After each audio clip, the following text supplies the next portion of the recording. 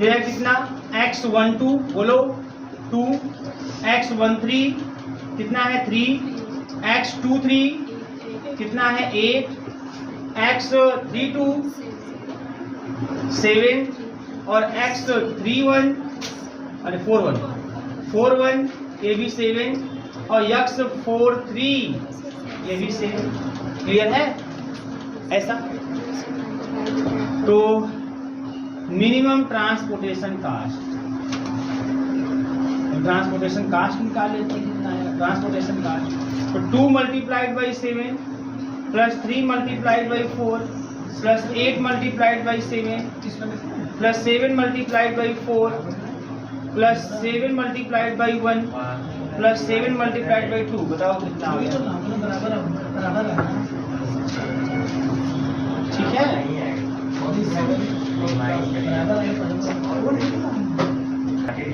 हम भी कह रहे हैं हमको 7 समझिए भाई, ये गलत तो कोई चांस ही नहीं होने का।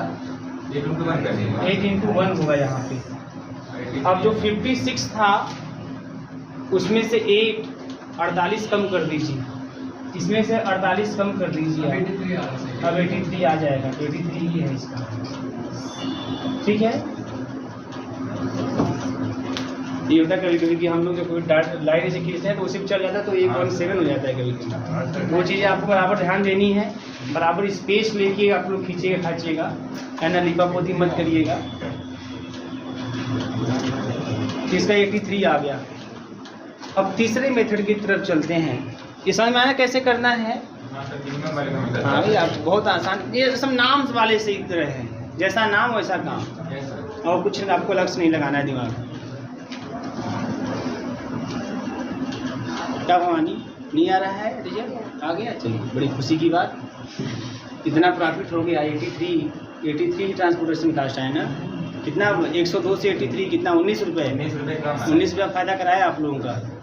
सभी लोग 19 रुपये जमा कर दें। अभी अगली बार और फायदा करवाएंगे और कम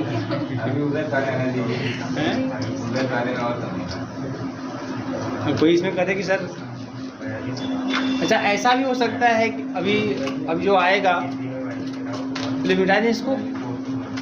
चलो ये सब कर लिए, बहुत अच्छा आप लोग। 83 आ गया।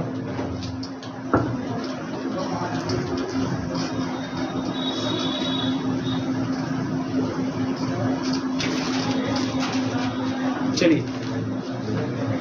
अब हेडिंग करिए ओगल्स अप्रोक्सीमेशन मेथड। ओगल्स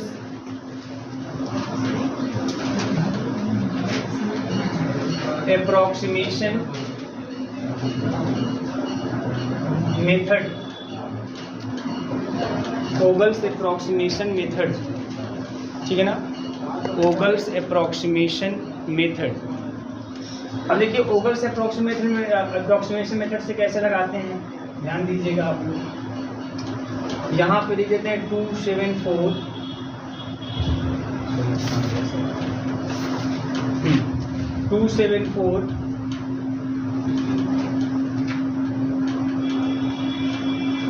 ठीक है, फिर 331 है, फिर 547 है, फिर 162 है। रिक्वायरमेंट जो है वो 7918 का है, और जो अवेलेबल है वह है 58740। ये अवेलेबल है। बात समझ आ रही है? अब देखिए ओगल्स अप्रोक्सीमेशन मेथड कैसे लगाते हैं। ये सबसे सही है, लेकिन थोड़ा सा और उन दोनों की अपेक्षा थोड़ा सा इसका प्रोसेस लेंदी है, थोड़ा सा, बहुत ज़्यादा है, थोड़ा सा। यहाँ लिखते हैं कॉलम पेनाल्टीज।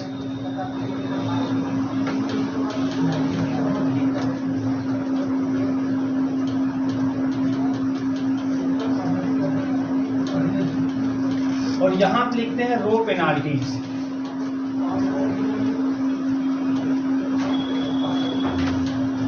ठीक है, अब ध्यान दीजिए कैसे कॉलम पेनाल्टी या रो पेनाल्टी कैसे निकालते हैं। अब देखिए रो पेनाल्टी अगर आपको निकालना है तो रो में मिनिमम 2 कास्ट को लेना है। मिनिमम 2 कास्ट, जैसे रो है तो रो में मिनिमम 2 कास्ट को लीजिए, है ना। कंसिक्यूटिव 2 मिनिमम कास्ट लीजिए आप। तो कंसिक्यूटिव 2 मिनिमम कास्ट कौन है यहाँ पर? 2 और 4। है ना भाई। 274 में मिनिमम दो नंबर कौन है, 2 और 4, उन दोनों का डिफरेंस जो होता है वही रो पेनाल्टी हो जाएगा। 2 और 4 का डिफरेंस 2 हो जाएगा, है ना। यहाँ देखो, यहाँ पे 1 और 3 2, यहाँ पे 1, यहाँ पे 1, ये हो गया रो पेनाल्टीज। कॉलम पेनाल्टीज की बात करते हैं तो मिनिमम 1 और 2 1 है ना, इसमें मिनिमम 3 और 4 1 है ना, यहाँ पे 1। क्लियर है ये इस तरीके से। अब क्या करते हैं बताइए। अब जो पेनाल्टीज है इसमें जो सबसे हाईएस्ट पेनाल्टीज है, बस हमारी जो सबसे हाईएस्ट पेनाल्टीज है आपको उसको देखना है। कौन सबसे हाईएस्ट पेनाल्टी है, 2, 2 बार है, कोई भी एक कंसिडर कर लो, कोई भी एक कंसिडर कर लो। क्लियर है, तो कोई भी एक कंसिडर करेंगे। सॉरी कंफर्म, एक मिनट थोड़ा सा एक कंफ्यूजन। ये सही है ना सब कुछ, सही है सर, कोई भी रुकिए पूरे वो ठीक है। एक लाइन थोड़ा सा कंफ्यूजन में है, मैं उसको दूर कर लेता हूँ, दिक्कत ना हो।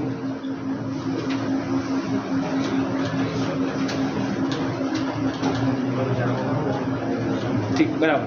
हाँ देखो, 2 चीज़ें आप ध्यान में रखेंगे, 2 चीज़ें वो ध्यान से, कि जैसे यहाँ पे से आप इसमें पेनाल्टी जब निकाले हैं तो 1 मिनिमम और 3 और आपका क्रमागत कंसिक्यूटिव जो 2 आपकी कास्ट हैं वो 1 और 3 है। कभी कोई ऐसा हो जाएगा कि मान लीजिए 1 और 1 आ जाए, मान लीजिए यहीं पे मान लीजिए इसमें एक और होता कास्ट और 4 होता है ना, मान लीजिए 4 नहीं, ऐसे कर लेते हैं, पहले यहाँ 1 होता, यहाँ कितना होता 1, यहाँ भी 1, यहाँ भी 1, यहाँ भी 1, यहाँ भी 1 और यहाँ 3। तो क्रम से कौन सा 2 लेते, 1 1 कि 1 3 है ना, 1 3 बात समझ आ रही है ना। अब ये नहीं कि 1 लिया तो अगला फिर 1 दिख गया तो फिर 1 ले ले और 1 और 1 का डिफरेंस 0 कर दे, ऐसा नहीं करेंगे आप, है ना। आपको कंसिक्यूटिव लेना है, सबसे मिनिमम कौन है वो देख लो, है ना, वो जितनी बार उससे मतलब नहीं है, अब उसके बाद कौन मिनिमम उसको देखना है ना। ये चीज़ ध्यान रखना आप लोग, क्योंकि कभी क्या होता है कि हमको 1 और 1 अगर दिख जाता है तो हम लोग सोचते हैं कि 2 ठो 1 ले लेते हैं, उसका डिफरेंस क्या कर देते हैं, 0 कर देते हैं। बस में ऐसा नहीं करेंगे आप, मिनिमम 1 बात नहीं, मिनिमम 1 और फिर जो मिनिमम जो है उसको ले लीजिएगा, चाहे वो जितनी बार भी लिखा हो, उसे मतलब नहीं है। फिर अगला जो नेक्स्ट मिनिमम होगा उसको लीजिएगा। क्लियर है, ठीक। अब देखो पेनाल्टी में जो हाईएस्ट पेनाल्टी है ना, अगर वो मोर देन 1 बार है तो कोई भी ले सकते हैं, जैसा आपने लिस्ट कॉस्ट में भी दिया था भाई, अगर सबसे कम वाला कई बार है तो जो किसी एक को ले लीजिए। इसमें जो सबसे हाईएस्ट पेनाल्टी उसको ले लीजिए। अब हाईएस्ट पेनाल्टी मान लीजिए ये दोनों है तो इसमें से किसी एक को लेना है, मान लीजिए पहला दूसरा से किसी एक को भी ले लेते हैं। मैं अगर पहला लेता हूँ आप दूसरा ले लीजिएगा, मैं दूसरा लेता हूँ पहला ले लीजिएगा। ऐसा करने पर रिजल्ट पे इफेक्ट नहीं पड़ता, याद रखिएगा हमेशा, है ना। और जैसे मान लीजिए हमने पहला कंसिडर कर लिया, अब पहला कंसिडर करिए तो उस रो में जाइए और उस रो में जो मिनिमम कास्ट है वहाँ पहुँचिएगा। हाईएस्ट पेनाल्टी वाले रो या कॉलम के मिनिमम कास्ट के पास पहुँचेंगे। बात समझ में आ रही है, तो अब यहाँ पहुँच गए, ठीक है। अब इसमें कितना है, 5 की अवेलेबिलिटी है, 7 की रिक्वायरमेंट है, 5 फुलफिल कर लेंगे। क्लियर है ना, ऐसा। तो ये आपका खत्म और यहाँ बच गया 2। अब इसको क्या कर देंगे, अगर आप चाहो तो आप इसको हटा के इसको फिर से बना लो 3x3 का। बात समझ नहीं आ रही है, आप चाहो तो इसको ऐसे हटा दो, अब इसको फिर से बना लो और फिर से लिखो। आप इतना ही लिखना, खाली आप इतना इधर, है ना, और इसमें 2 लिख देना, 9 और 18 लिख देना और फिर से रो पेनाल्टी कॉलम पेनाल्टी अलग करके निकाल देना। तो रिटर्न में जैसे आपके पास समय है, आप पेज भरना चाहते हैं तो अलग अलग करके ऐसे भरते जाओ पेज, है ना।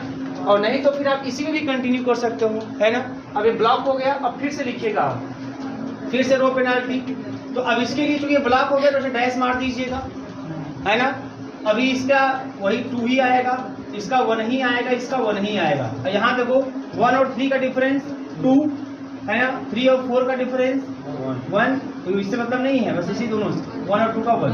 अभी दो जगह दिखाई दे रहा है, यहाँ दिखाई दे रहा है, यहाँ दिखाई दे रहा है ना। चलो यहाँ से लेते हैं ताकि ये वाला कैंसिल हो जाए, है ना। इस तरीके से कोई भी ले सकते हैं, ये और ये कोई भी, मैं जो लेता हूँ आप उसका उल्टा लीजिएगा, ठीक है। ताकि है ना आप अपने से एकदम आश्वस्त हो जाएं कि इससे कोई फर्क नहीं पड़ता। ठीक है, चलो ये 2 ले लिया। अब इस 2 ले लेते, इस कॉलम में मिनिमम कौन है? 1 मिनिमम है ना। यहाँ पे रिक्वायरमेंट 2 की है, अवेलेबिलिटी 14 की है, तो 2 यहाँ हो जाएगा फुलफिल और 12 आपका अवेलेबल रह जाएगा। तो अब ये ब्लॉक हो गया, क्लियर है, समझिएगा, अब ये ब्लॉक हो गया। फिर से देखिए, फिर से 1 और 3 का पेनाल्टी 2 आएगा, 4 और 7 का पेनाल्टी 3 आएगा, 2 और 6 का पेनाल्टी 4 आएगा। और यहाँ पे अब ये डैश ये ब्लॉक हो चुका है, 3 और 4 का पेनाल्टी 1 और 1 और 2 का पेनाल्टी 1। अब इसमें हाईएस्ट पेनाल्टी कितना है? 4 है। अब इसमें जाएंगे, मिनिमम कौन है? 2 है। मिनिमम कौन है? 2 है। बात समझ में आ रही है? तो 2 है तो 12 भर देंगे यहाँ पे, कैंसिल, यहाँ 6 हो गया, है ना। अब ये वाला ब्लॉक हो गया, क्लियर है। अब मैं बताऊँ, अब आपका मन है तो आप पेनाल्टी फील्ड लिखो, अगर आपका मन नहीं है लिखने का तो इसमें जो सबसे कम है उसी के पास पहुंच जाओ, वही हो जाएगा चालू, वही इतने काम हो जाएगा। बात समझ में आ रही है ना। अगर आपका मन है तो आप फिर से पेनाल्टी लिखो और देखो हाईएस्ट पेनाल्टी कितनी है। लेकिन आपका अगर मन नहीं है फिर से लिख के देखने का, तो आप डायरेक्ट सीधे 1 पे जाओ, काम चालू करो, हो जाएगा पूरा कंप्लीट, जैसे मैं दिखा के दे रहा हूँ। तो ये ब्लॉक हो गया, डैश मार दिया। यहाँ 1 और 3 का डिफरेंस 2, यहाँ 4 और 7 का डिफरेंस कितना आ गया? 3। ये ब्लॉक हो चुका है, यहाँ ब्लॉक हो चुका है। 3 और 4 का 1 और 1 और 7 कितना हो गया? 6। तो देखो हाईएस्ट ये है, इसमें मिनिमम कौन है? 1 अपने पहुंचे ना आप। तो जब 4 बज जाए तो आपको फिर से पेनाल्टी लिखने की कोई आवश्यकता नहीं है। उन चारों में जो सबसे मिनिमम उसके पास तुरंत आंख मूंद के पहुंच जाइए और काम खत्म करिए। बात समझ में आ रही है ना। तो यहाँ देखिए, यहाँ 6 है और यहाँ 8 है, तो 6 को भर दीजिए, यहाँ 2 बच गया, यह ब्लॉक, क्लियर है ये ना।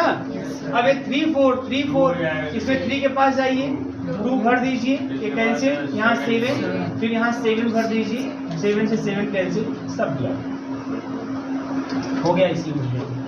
अब जो इनिशियल बेसिक फिजिबल सॉल्यूशन होगा, इनिशियल बेसिक फिजिबल सॉल्यूशन, जो इनिशियल बेसिक फिजिबल सॉल्यूशन होगा वो होगा x11 equal to 5।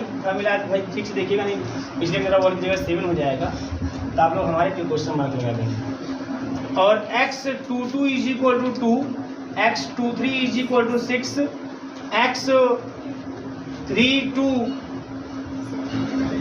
Is equal to 7, x41 2 और x43 is equal to 12। Transportation cost ये कितना आ जाएगा भैया? 5 multiplied by 2 plus 2 multiplied by 3 plus 6 multiplied by 1 plus 7 multiplied by 4, confirm है ना, plus 2 multiplied by 1 plus 12 multiplied by 2। मैं खुद गुणा कर लेता हूँ, 10 6 फिर 6 28 और 2 और 24 है ना, 12 10 22 28 2 30 और 24 है ना, 30 20 50 70 और 4 2 6 76 रुपीज है ना। अब कितना पैसा बचा आप लोगों का? 7 रुपये। हाँ, जितना बचा सब जोड़ के जमा कर दीजिएगा आप।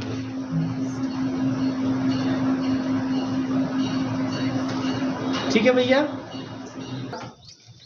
कि ऑप्टिमल सॉल्यूशन पता कैसे करेंगे कि हमारा जो इनिशियल बेसिक फिजिबल सॉल्यूशन, क्योंकि वो इनिशियल बेसिक फिजिबल सॉल्यूशन ही ऑप्टिमल सॉल्यूशन हो जाता है ना। और जो जब भी होगा तो ओगल्स वाले से ही होगा। ओगल्स का ही सबसे आपने देखा सबसे कम आया है ना, तो ओगल्स अप्रोक्सीमेशन मेथड से आप लगाएंगे, वो जो सॉल्यूशन है हो सकता है कि वही सॉल्यूशन जो इनिशियल बेसिक फिजिबल सॉल्यूशन जो हमें ओगल्स अप्रोक्सीमेशन मेथड से मिलता है, हो सकता है कि वही हमारा ऑप्टिमल सॉल्यूशन हो जाए, ऐसा हो सकता है। बात समझ में आ रही है। और ऐसा भी हो सकता है कि वो ऑप्टिमल सॉल्यूशन ना हो, तब कैसे करेंगे आइए उसको भी देखते हैं। तो पहले यह पता करते हैं कैसे यह पता करेंगे कि वो ऑप्टिमल सॉल्यूशन है कि नहीं है। ठीक है, तो आप एक हेडिंग करिए और राइटिंग बना के, है ना। हाँ, non degenerate basic feasible solution, non degenerate basic feasible solution, non degenerate basic feasible solution. ठीक है, non degenerate basic feasible solution. अब किस फिजिबल सोल्यूशन को हम बोलते हैं? Non degenerate basic feasible solution. पहले याद रखिएगा, जो भी फिजिबल सोल्यूशन, इनिशियल कोई मतलब नहीं है वो, है ना, जो भी फिजिबल सोल्यूशन बेसिक फिजिबल या इनिशियल बेसिक फिजिबल सोल्यूशन है ना, नन डीजेनरेट होता है, वही ऑप्टिमल होता है। बात समझ आ रही है ना? वही सोल्यूशन क्या बन जाता है? Optimal solution. तो अगर इसका मतलब हम ये भी कह सकते हैं कि जो भी initial basic feasible solution non degenerate नहीं होगा, है ना, इसका मतलब वो ऑप्टिमल नहीं होगा। तो फिर हम ऑप्टिमल सोल्यूशन फाइंड करेंगे, है ना, मॉडिफाइड डिस्ट्रीब्यूशन मेथड से, अर्थात मोदी मेथड से। बात समझ में आ रही है ना? चलिए अब इसको लिख लेते हैं, लिख लीजिए। पहले दो बातें याद रखनी है आपको, लिखिए। A feasible solution of small m, a feasible solution of small m by small n transportation problem, by small n transportation problem is said to be non degenerate. क्या हो गया अभी? Is said to be non degenerate basic feasible solution, is said to be non degenerate basic feasible solution if it has the following two properties, if it has the following two properties, if it has the following two properties. Number first, total number of positive allocations, total number of positive allocations is exactly equal to m plus n minus 1. small m is exactly equal to m plus n minus 1. ठीक है। second, these allocations are in independent position, are in independent position, are in independent position। समझ आ रही है? यह इस तरीके से आप बता देखिए ध्यान से। जैसे मान लो, ध्यान दीजिएगा, जैसे ये प्रॉब्लम आपके सामने दिख जाए, 3 रो ले लेते हैं, 4 कॉलम ले लेते हैं, ध्यान दीजिएगा। और मान लीजिए एक एलोकेशन यहाँ हो गया है, एक एलोकेशन यहाँ पे, एक एलोकेशन यहाँ पे, एक एलोकेशन यहाँ पे, एक यहाँ पे, एक यहाँ पे, और दूसरा ध्यान दीजिएगा वही सेम में, और 3 रो और 4 कॉलम, और एक एलोकेशन यहाँ पे, एक एलोकेशन यहाँ पे, एक यहाँ पे, एक यहाँ पे, और एक यहाँ पे, और एक यहाँ पे। ये ध्यान दीजिए। सबसे पहले आपको क्या चेक करना है, कोई भी बेसिक या initial basic physical solution non degenerate होगा कब?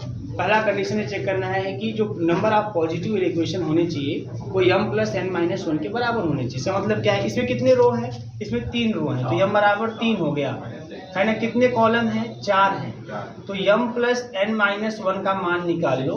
3 प्लस 4 माइनस 1 मतलब 6, है ना। तो 6 एलोकेशन होना चाहिए। तो 1 2 3 4 5 6 एलोकेशन, मतलब पहला कंडीशन फुलफिल। अगर एक 6 एलोकेशन नहीं होता तो तुरंत काम खत्म हो जाता है। हम बोलते हैं कि नन डीजेनरेट नहीं है, डीजेनरेट है। डीजेनरेट है इसका मतलब जो सोल्यूशन मिला है वो ऑप्टिमल नहीं है, तो ऑप्टिमल फाइंड करेंगे। बस समझ में आ रही है? और देखो इसमें भी 6 है, इसका मतलब पहला कंडीशन दोनों फुलफिल कर रहे हैं। अब इतना ही नहीं चेक करना, आपको ये भी चेक करना है कि जो एलोकेशन होने चाहिए वो इंडिपेंडेंट पोजीशन पे होना चाहिए, इंडिपेंडेंट पोजीशन। अब पता ये करना है कि कैसे ये पता करते हैं कि हमारा जो एलोकेशन हुआ है वो इंडिपेंडेंट पोजीशन पे है। तो जितने भी एलोकेशन हुए हैं, अगर उन एलोकेशन को मिलाकर अगर कोई आप एक लूप बना पा रहे हो, उस लूप में भले ही कुछ ही एलोकेशन आए, जरूरी नहीं कि सभी एलोकेशन आए, वो ध्यान समझिएगा। उस लूप में जरूरी नहीं कि सभी एलोकेशन आए, कुछ ही एलोकेशन आए या पूरे भी आ जाए, कोई दिक्कत नहीं है, लेकिन एक ऐसा लूप बन जाना चाहिए, है ना। अगर लूप बन जाता है, भले ही वो कुछ ही एलोकेशन को कंटेन करता हो, लेकिन अगर ऐसा लूप बन जाता है तो इसका मतलब कि जो एलोकेशन है है ना, वह इंडिपेंडेंट पोजीशन पर नहीं है। बस हमारी वो डिपेंडेंट पोजीशन पे है। तो अगर मान लीजिए लूप नहीं बन पाता है ना, तो हम बोलेंगे इसका मतलब वो इंडिपेंडेंट पोजीशन पे है। जैसे अब यहाँ पे लूप बनेगा कि नहीं बनेगा, लूप बनाने का नियम क्या होता है, बहुत ध्यान समझिएगा। आप किसी एक एलोकेशन से आप स्टार्ट करोगे लूप बनाना, याद रखिएगा कि आपको कोई एक बॉक्स क्रॉस नहीं करना है। बात समझ आ रही है ना, आप कोई भी बॉक्स क्रॉस नहीं करना है, और आप जहां से टर्न करोगे है ना, वहाँ कार्नर पे लोकेशन आना चाहिए, है ना। ये चीज आपको ध्यान देने वाली है। जैसे अभी ऐसे भी समझ सकते हो। अच्छा, अभी एक चीज और थोड़ा समझ सकते हो, क्रॉस की बात अगर हम मान भी लें तब भी कोई दिक्कत नहीं है, लेकिन याद रखिएगा आपको, है ना, अगर क्रॉस, अगर मान लीजिए कभी भी क्रॉस हो भी सकता है, कुछ ऐसी बात नहीं है, लेकिन मेन तो एक चीज ध्यान देना आप लोग कि जो लाइन ड्रॉ करेंगे आप, वो हॉरिजॉन्टल होना चाहिए या तो वर्टिकल होना चाहिए। लाइन ही नहीं क्या ऐसे खींच रही है ना, वो हॉरिजॉन्टल और वर्टिकल लाइन ही होनी चाहिए लूप की। एक बात, दूसरी बात, कार्नर पे है ना एलोकेशन होना चाहिए। अगर मान लो मैं आप यहीं से स्टार्ट करोगे तो यहाँ पहुंच जाओगे, चलो ठीक है, मान लो एक क्रॉस ही कर गया, मैं डाक ही गया, चलो कोई बात नहीं, है ना। लेकिन उसके बाद फिर मैं कहाँ आ जाऊंगा, यहाँ आ जाऊंगा, चलो यहाँ ये भी सही है, यहाँ से यहाँ आ जाऊंगा, ये भी सही। अब इसको कैसे मिलाओगे, है ना, आप नहीं, अभी लूप फॉर्म नहीं कर पाएगा। बस हमारी है, क्योंकि ऐसे नहीं करना है आपको या तो वर्टिकल या तो हॉरिजॉन्टल। अब वर्टिकल जाओगे तो फिर यहाँ से टर्न करना पड़ेगा इसको लूप को कंप्लीट करने के लिए, और टर्न करोगे तो कार्नर पे कुछ ये नहीं है।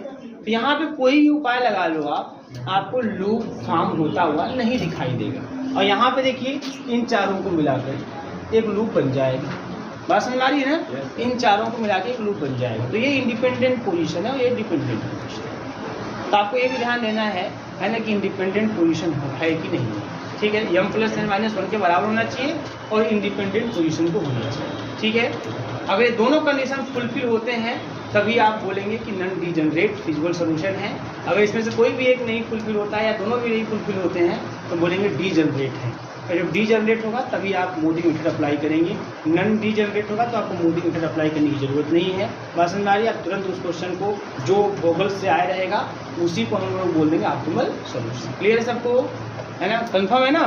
तो वेटिंग करिए, optimality test, optimality test, optimality test, ठीक है। बस एक लाइन लिखिएगा ऑप्टिमिलिटी टेस्ट में। It is important to note that, it is important to note that optimality test is applicable. देखो मैं जो भी लाइन लिखा रहा हूँ वो लाइन भी याद रखिएगा, सब एमसीक्यू के ही पॉइंट ऑफ व्यू से मैं लाइन लिखा रहा हूँ। Optimality test is applicable to a non degenerate basic feasible solution, to a non degenerate basic feasible solution, non degenerate basic feasible solution. अगर non degenerate basic feasible solution होगा, है ना, तो वही आपका क्या हो जाएगा, ऑप्टिमल हो जाएगा। अगर नॉन डीजनरेट नहीं रहेगा तो ऑप्टिमल नहीं होगा, ठीक है। अब हेडिंग करिए, सीधे सीधे आइए। द मॉडिफाइड डिस्ट्रीब्यूशन मेथड, अर्थात मोडी method, the modified distribution method, the modified distribution method, है ना, ब्रैकेट में कर लीजिएगा मोदी मेथड, मोदी मेथड, ठीक है भैया। इसके स्टेप आप लिख लीजिए, इसके स्टेप लिखने जरूरी हुए, है ना, क्योंकि क्वेश्चन लगाने के लिए स्टेप इसका जरूरी है, क्योंकि इसमें इतने ज़्यादा स्टेप हैं कि कभी आपको भूल भी सकता है, तो आप अपना मेथड देख लेंगे। तो स्टेप फर्स्ट लिखिए, step first, construct a transportation table, construct a transportation table, construct a transportation table, और ट्रांसपोर्टेशन टेबल बना दीजिए, लिख दीजिए construct a transportation table. Second step लिखिए, find an initial basic feasible solution, find an initial basic feasible solution, initial basic feasible solution of the problem, of the problem by one of the methods, one of the given methods, by one of the given methods. मतलब कोई method लगा सकते हो आप। बात समझ आ रही है। जब मोदी मेथड अप्लाई करने की बात आएगी जब ऑप्टिमल सोल्यूशन की बात आएगी आप कोई मेथड लगा सकते हो, north west, matrix minima, least cost या ओगल्स। लेकिन याद रखिएगा अगर आप ओगल्स लगाएंगे तो आप बहुत ही जल्द अपने ऑप्टिमल सोल्यूशन के नज़दीक होंगे, क्योंकि ओगल्स लगाएंगे तो हो सकता है कि वही आपका ऑप्टिमल हो जाए, तो वहीं कहानी ख़त्म हो जाएगी। अगर नॉर्थ वेस्ट लीस्ट कास्ट लगाएंगे तो 100% है कि ऑप्टिमल सोल्यूशन के लिए मोदी मेथड आपको लगाना ही पड़ेगा, क्योंकि नॉर्थ वेस्ट लीस्ट कास्ट से आपका वैल्यू ज़्यादा ही आएगा, तो मिनिमम हो ही नहीं सकता। ओगल्स से लगाओगे तो मिनिमम हो सकता है, वही सबसे कम हो सकता है, तो हो सकता है कि वहाँ पे लगाना ही न पड़े, या ये भी हो सकता है ओगल्स लगाने पर आपको एक ही स्टेप लगाना पड़े और आपका क्वेश्चन सॉल्व हो जाए। अगर आप लिस्ट कास्ट ये सब लगाओगे तो हो सकता है कि आपको मोदी मेथड को है ना फिर से लगाना पड़े, 2 बार लगाना पड़े, 3 बार लगाना पड़े, ये भी हो सकता है। नेक्स्ट स्टेप लिखिएगा, बोले बेटा। देखिए find the value of CRS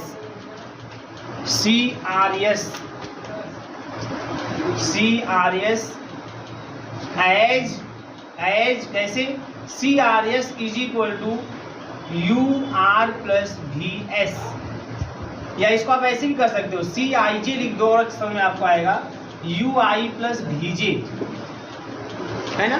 चाहे आप RS के टर्म में लिखो, चाहे आप किसके टर्म में लिखो, IJ के टर्म में लिखो। तो IJ वाला टर्म चूंकि हम लोग के कंफर्टेबल पोजीशन में आता है ना, हमेशा लिखते चले आ रहे हैं, तो आप IJ वाला ही यूज कीजिए। आगे लिख लिया, अगला स्टेप लिखिए, calculate the value of UI plus VJ, calculate the value of UI plus VJ for each unoccupied cell,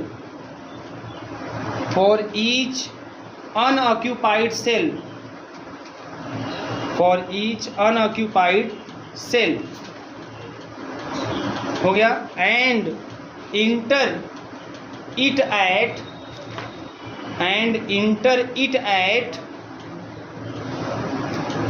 हो गया, enter it at the upper right corner of the corresponding cell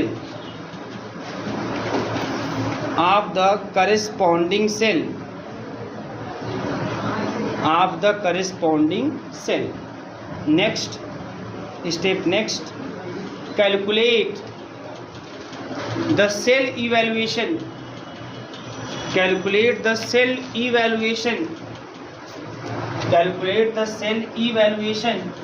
DIJ as, कैसे calculate करेंगे, as DIJ is equal to CIJ minus का UI plus VJ for each unoccupied cell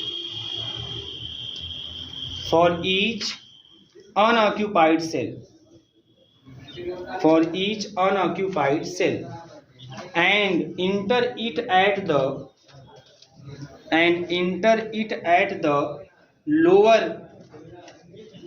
right corner of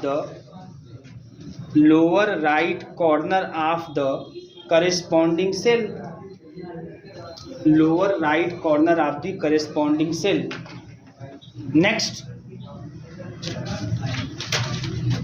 examine the sign of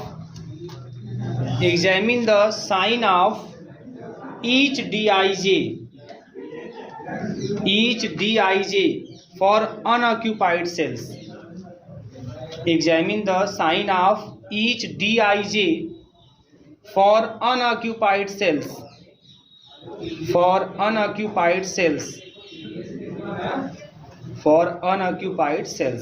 number first, इसमें number first, इस step में number first करिएगा, if all Dij is greater then 0, if all Dij is greater than 0, हो गया, if all Dij is greater than 0 then the solution under test is optimal, then the solution under test is optimal and unique, is optimal and unique। अगर सभी dij की value positive आ गई तो वही solution हमारा क्या हो जाएगा, ऑप्टिमल होगा और यूनिक होगा। Second number, if all dij is greater than or equal 0, if all dij is greater than or equal 0, greater than or equal 0 with at least one dij is equal to 0, with at least one dij is equal to 0, then the solution under test is optimal but not unique। Then the solution under test is optimal but not unique, Next, if at least one dij is less than 0, negative आ जाए, if at least one dij is less than 0, then the solution is not optimal। तभी solution क्या होगा, not optimal। then the solution is not optimal। अब next step, ये तो हो गया optimal है कि नहीं है कैसे पता कर लेंगे क्लियर तरीके से।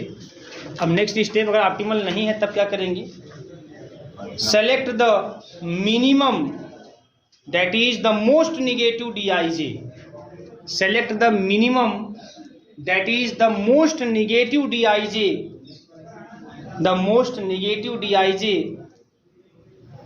and form a closed loop, most negative dij and form a closed loop by joining this cell of minimum dij, by joining this cell of minimum dij with the cell of positive allocations,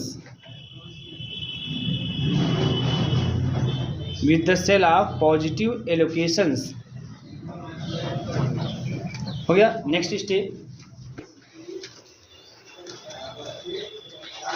ठीक है, देखिए, then allocate in this cell as much as you can